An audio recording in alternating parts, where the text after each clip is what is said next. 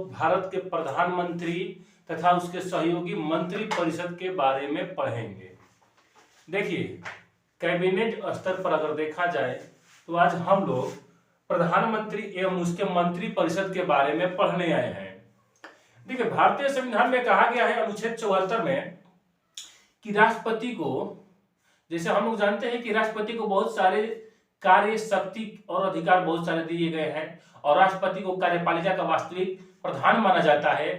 ठीक उसी प्रकार से उनके सारे कार्यों का प्रयोग, उनके सारे शक्ति का प्रयोग कौन करता है? तो प्रधानमंत्री। और इसी कारण से प्रधानमंत्री को कार्यपालिका का वास्तविक प्रधान कहा जाता है। आज हम लोग देखेंगे अनुच्छेद 74 यहाँ पर शुरुआती में कि अनुच्छेद 74 क्या कहता है। अनुच्छेद 74 कहता है कि राष्ट्रपति को सहयोग करने के लिए, राष्ट्रपति को उसके कार्यों में हाथ बटाने के लिए, राष्ट्रपति को उसके कार्यों में मदद करने के लिए एक मंत्री परिषद होगी जिसके मुख्य या मुखिया या अध्यक्ष प्रधानमंत्री होंगे। देखिए, यहां पर अनुच्छेद 74 में कहा गया है कि राष्ट्रपति महोदय को उनके कार्यों में मदद के लिए एक मंत्री परिषद होगा और इस मंत्री परिषद का जो अध्यक्ष होंगे वह प्रधानमंत्री होंगे। ध्यान रखिएगा, मंत्री परिषद का अध्यक्ष प्रधानमंत्री होंगे। ये बात अनुच्छेद 74 कहता है। अब अनुच्छेद 75 डीलिंग करते हैं। कहा गया है कि प्रधानमंत्री की नियुक्ति राष्ट्रपति करेंगे तथा प्रधानमंत्री की सलाह पर अन्य मंत्रियों की नियुक्ति राष्ट्रपति करेंगे। प्रधानमंत्री की नियुक्ति कौन करता है? राष्ट्रपति।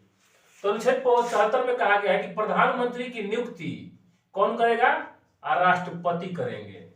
इसके साथ साथ प्रधानमंत्री के सलाह पर, परामर्श पर, प्राइम मिनिस्टर के सलाह पर प्लस मंत्री परिषद, मतलब प्रधानमंत्री और मंत्री परिषद, इन सबकी नियुक्ति कौन करता है? तो राष्ट्रपति। ये बात कहा गया है अनुच्छेद 75 में। ध्यान रखना योग्य बात है। ध्यान देने योग्य बात यह भी है कि प्रधानमंत्री को शपथ कौन दिलाएगा? तो राष्ट्रपति महोदय दिलाएंगे। प्रधानमंत्री चूंकि कार्यपालिका के अंग बन जाते हैं और जितने मंत्री परिषद होते हैं ये कार्यपालिका के अंग माने जाते हैं। तो कार्यपालिका के अंग जब माने जाते हैं तो कार्यपालिका का प्रधान कौन माना जाता है? राष्ट्रपति। तो जब कार्यपालिका के अंग को शपथ दिलाएंगे कार्यपालिका का प्रधान यानी कि राष्ट्रपति। तो ध्यान रखना है कि प्रधानमंत्री और मंत्री परिषद को शपथ कौन दिलाता है? राष्ट्रपति। अच्छा, अगर प्रधानमंत्री को अपना त्याग पत्र भी किसे देना होगा तो किसे देंगे? राष्ट्रपति को। मंत्री परिषद भी अगर अपना त्याग पत्र किसे देगा?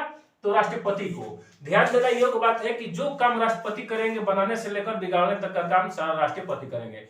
मतलब प्रधानमंत्री की नियुक्ति कौन करेगा? राष्ट्रपति। मंत्री परिषद की नियुक्ति कौन करेगा? राष्ट्रपति। प्रधानमंत्री या फिर राष्ट्रपति का त्याग पत्र कौन लेगा? तो राष्ट्रपति। प्रधानमंत्री तथा मंत्री परिषद को शपथ कौन दिलवाएगा? तो राष्ट्रपति। उम्मीद करता हूं क्लियर हो गया होगा। ठीक, अब देखिए अनुच्छेद 75 में कहा गया है कि मंत्री, जो मंत्री है ये राष्ट्रपति के प्रसाद पर्यंत अपने पद पर बने रहेंगे। माने जब तक राष्ट्रपति चाहेंगे तब तक व्यक्ति मंत्री बन सकता है, लेकिन राष्ट्रपति के प्रसाद पर्यंत। ये बात अनुच्छेद 75(2) कहता है। अब अनुच्छेद 75(3) कहता है कि मंत्री परिषद जो होगा, ब्लैक से लिख रहा हूं स्पष्ट आएगा।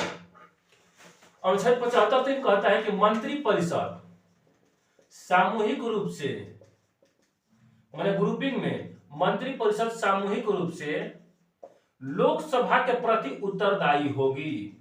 ध्यान देने योग्य बात है यहाँ पर ये कि लोकसभा को जनता का सदन कहा जाता है, क्योंकि यहाँ पर लोकसभा में जनता के द्वारा जिताए गए प्रतिनिधि भेजे जाते हैं, इसीलिए लोकसभा को जनता का सदन कहा जाता है। और सारे मंत्री जनता के प्रति माने उत्तरदायी होंगे, यानी सरकार जो होगी और उसके मंत्री परिषद जो होंगे वह भारतीय जनता के प्रति उत्तरदायी होंगे। और सदन में दो अंग होता है, राज्यसभा, लोकसभा। तो लोकसभा जनता का सदन होता है, तो इस प्रकार से सारे मंत्री परिषद और सरकार किसके प्रति उत्तरदायी है? तो लोकसभा यानी कि जनता के प्रति उत्तरदायी है।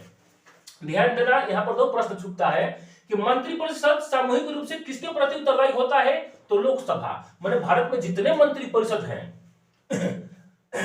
अच्छा, जितने मंत्री परिषद हैं वे सामूहिक रूप से किसके प्रति उत्तरदायी होंगे?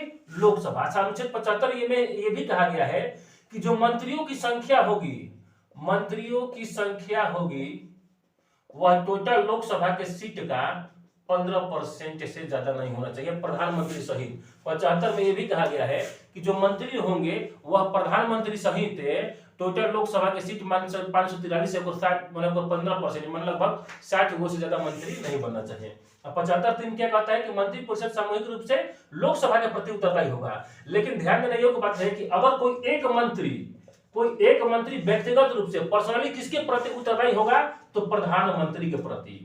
तो प्रश्न आता है मंत्री परिषद सामूहिक रूप से किसके प्रति उत्तरदायी है, तो लोकसभा के प्रति। और कोई एक मंत्री किसके व्यक्तिगत यानी पर्सनली किसके प्रति उत्तरदायी होगा, तो प्रधानमंत्री के प्रति उत्तरदायी होगा। यहां तक स्पष्ट हुआ। 75 क्लियर। अब 75(4) यहां पर 75(4) कह रहा है कि प्रधानमंत्री प्लस मंत्री के पद एवं शपथ की गोपनीयता राष्ट्रपति महोदय दिलाएंगे, प्रेसिडेंट साहब दिलाएंगे। ध्यान रखना है, राष्ट्रपति और मैं प्रधानमंत्री और मंत्री को शपथ कौन दिलाता है, राष्ट्रपति। ये बात 75(4) में कहा गया है। अब देखिए, अब यहां पर क्या कहा गया है, अनुच्छेद 75(5) में यहां पर रीडिंग कर रहे हैं 75(5). देखिए, संसद के 2 अंग होते हैं, ठीक, लोकसभा और राज्यसभा।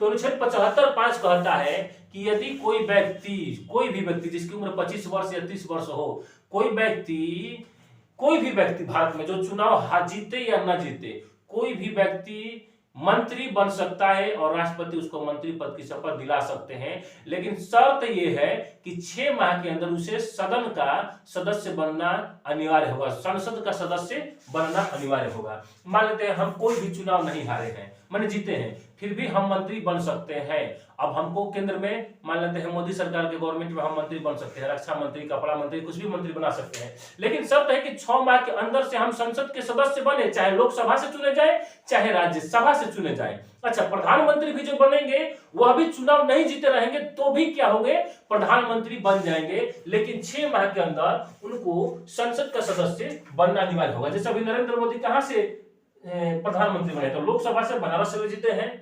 ठीक उसी प्रकार से जब इंदिरा गांधी प्रधानमंत्री थी, पहली बार बनी जब लाल बहादुर शास्त्री की मौत के बाद, तो उन्होंने क्या किया था, राज्यसभा से चुनाव जीती थी, तब वहां पर क्या हुआ था कि प्रधानमंत्री बनी थी। तो वही बात है कि मंत्री या प्रधानमंत्री लोकसभा या राज्यसभा दोनों जगह से हो सकते हैं। लेकिन शर्त क्या है कि 6 माह के अंदर संसद के सदस्य बन जाइए, चाहे लोकसभा से चुनाव जीतिए चाहे राज्यसभा से चुनाव जीतिए, ये इसका शर्त है। ठीक है, यहां तक अनुच्छेद 75 पास हो गया। मतलब कोई भी व्यक्ति संसद का सदस्य बन सकता है। जैसे एग्जांपल आप देखिएगा, 2014 ईस्वी में स्मृति ईरानी चुनाव हार गई थी, लेकिन फिर भी उनको कपड़ा मंत्री बनाया गया। क्यों? क्योंकि उनको राज्यसभा से बाद में जिताया गया। बंगाल में चुनाव हुआ था, ममता बनर्जी चुनाव हार गई थी, फिर भी वह सीएम पद की शपथ उनको राज्यपाल दिला दिए और 6 माह के अंदर वो क्या हुआ कि राज्य विधानसभा का सदस्य बने दोबारा। अब देखिए, मंत्री भी जो होते हैं 3 प्रकार के होते हैं। जो केंद्र सरकार के मंत्री होते हैं 3 प्रकार के। पहला कैबिनेट मंत्री, भारत में जितने कार्यों को अंजाम दिया जाता है कैबिनेट मंत्रालय के द्वारा ही दिया जाता है। दूसरा का राज्य मंत्री और तीसरा का उप मंत्री। ये तीनों प्रकार के मंत्री को फ्री में आवास, वेतन भत्ता, भोजन पानी, सारा कुछ, बिजली उजली सारा फ्री में मिलता है। तीनों प्रकार के मंत्री को आवास, गाड़ी, सारे प्रकार के सुरक्षा व्यवस्था दिया जाता है। कैबिनेट मंत्रालय क्या होते हैं, सबसे ज्यादा पावर में होते हैं और ये लोकसभा के प्रथम बेंच पर बैठते हैं, ये द्वितीय बेंच पर और तृतीय बेंच पर, ठीक ना। और इस प्रकार से कैबिनेट मंत्री क्या होते हैं कि सारा कार्यों का संचालन करते हैं। जैसे सहकारिता मंत्री कौन है कैबिनेट स्तर में, तो अमित शाह जी हैं। गृह मंत्री वही है, रक्षा मंत्री राजनाथ सिंह है। ठीक उसी प्रकार से नरेंद्र मोदी का प्रधानमंत्री है, अन्य मंत्रालय भी रखे हैं। अब पीएम के कार्य एवं शक्ति, मतलब प्रधानमंत्री के काम और शक्ति। यहाँ पर देखिए दिया गया है टॉपिक में प्रधानमंत्री अध्यक्ष के रूप में, मतलब प्रधानमंत्री कुछ कमीशन या कुछ आयोग के अध्यक्ष भी हो जाते हैं।